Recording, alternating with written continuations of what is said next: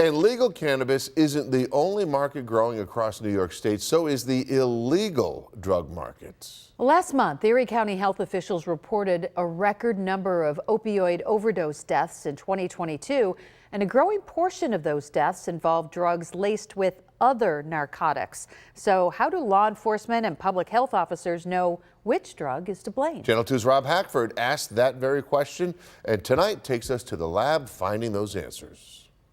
So this is the lab area. Two on Your Side was given access to the team of 6 scientists that are identifying the drugs that are out in Erie County.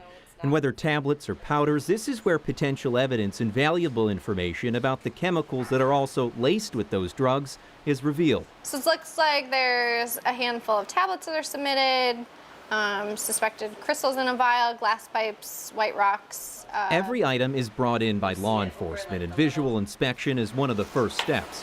But while a bag of white powder was very likely cocaine in the past, Katie Drolette says nowadays, based on the look of it, based on how we've always seen it, it's coming back as something different.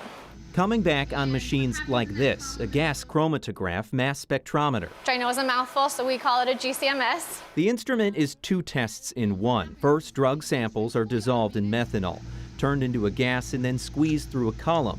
How it helps drug identification is that things like fentanyl and cocaine, Drolette said, get pushed through at different rates so the lab can identify what is what.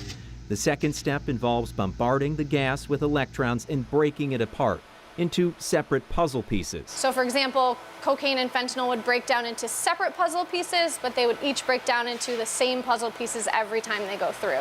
Other tests like this one are used for initial analysis. Suspected drugs are dropped into a clear reagent. Purple means heroin and orange means meth. Last year, 28 overdose deaths involved meth laced with other potential deadly drugs in Erie County.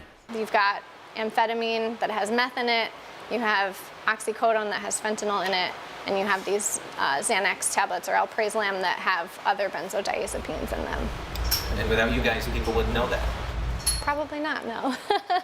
Yeah, without us doing our analysis, we wouldn't know what it is either.